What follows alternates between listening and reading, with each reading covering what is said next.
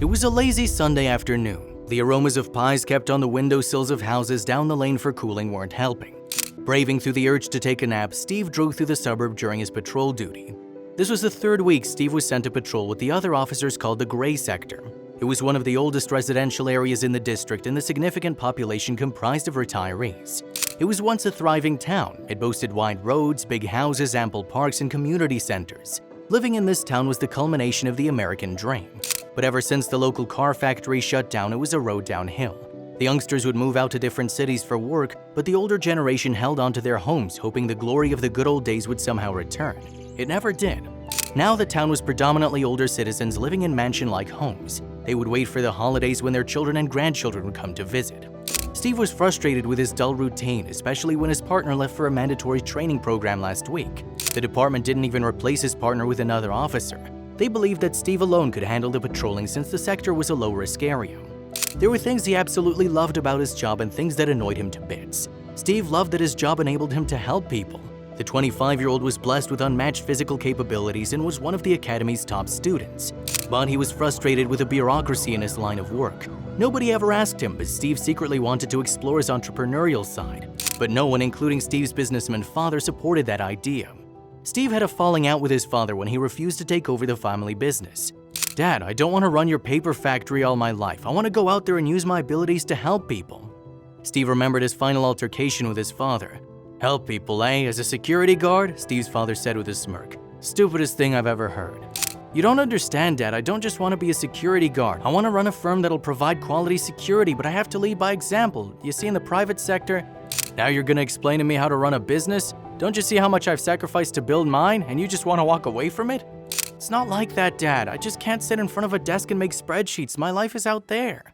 Steve jolted as he'd almost fallen asleep while driving. He was shocked. "Can't be happening. What if I caused an accident?"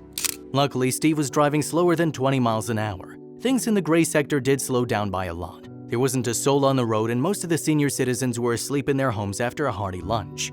Steve decided to stop his car and get out for some fresh air. He was wondering at the cruel joke life played with him. He was stuck in his job, had no money to start his business, and his father, the only person he could think of asking for help, had disowned him. While Steve was wallowing in self-pity, his mind was interrupted by a faint voice from a distance. He looked around trying to spot the source. "Help me!" A sound came from the direction of one of the houses. Instinctively, Steve grabbed his walkie-talkie from the car and rushed towards the house. The voice got louder and more precise. As he reached close to the home, he realized the sound was coming from the basement. Steve realized that the door to the basement was open. He ran down and noticed that it was waterlogged. Also, if you have not done so already, please subscribe to our channel and click that notification bell to get inspired by these real-life stories every day.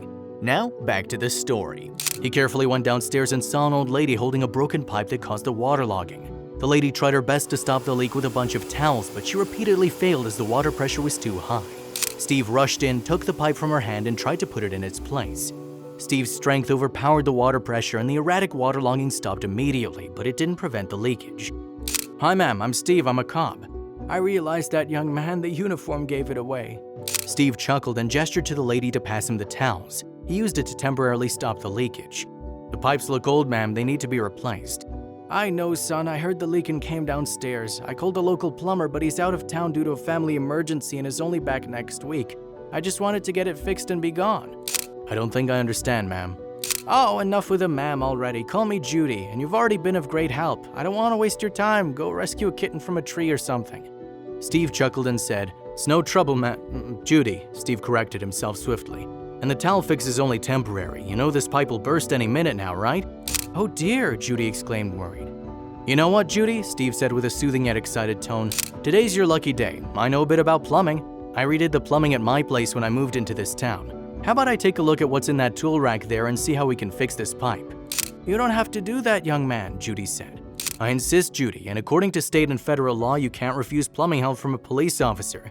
Steve joked as he cut the water supply to the specific pipeline.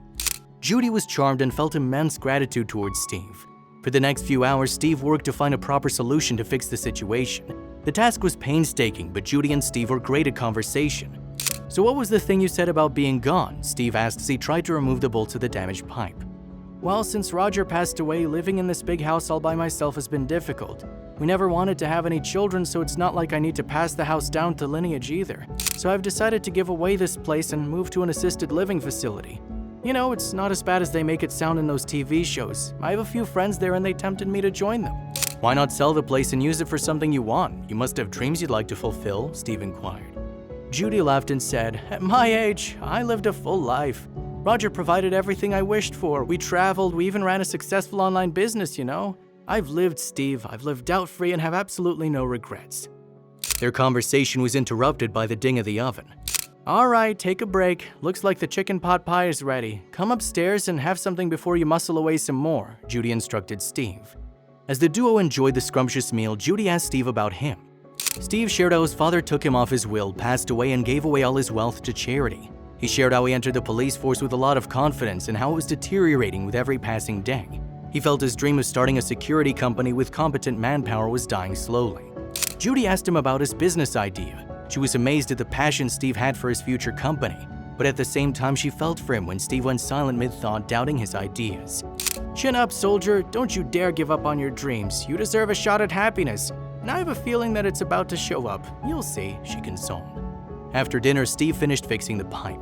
Judy thanked Steve and asked him to write down his address for her. "But you don't need to pay me back in any way," Steve assured her. "Of course not, but what if I want to come visit?" Judy asked, without revealing the real reason behind needing the address.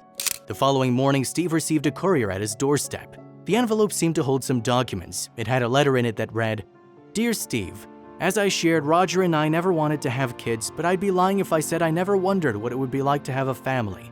Yesterday I made a friend in you, but you gave me a glimpse into what it felt like to know someone at a deeper level. Now don't get mopey about it. I'm not saying you're the son I never had or anything, but yesterday you did help me visualize my curiosity about having a child or a grandchild. In fact, you even reminded me of the times I'd banter with Roger. All I'm saying is you engaged me in a beautiful human experience and I'm forever grateful. And as I told you yesterday, you deserve a shot at happiness. I'm transferring the house to you right away and I've nominated you as the heir to my wealth and estate. Just promise me one thing, you'll never doubt yourself." Steve was stunned by the letter and the documents checked out. He visited Judy at the assisted living facility and agreed to start his own company. He sold the house and used the money to hire a few security personnel. He worked hard to find clients who were impressed with Steve given his record and professionalism. Steve's dream had finally come to reality. His security company became renowned nationwide. He still visited Judy every week and cared for her until she breathed her last.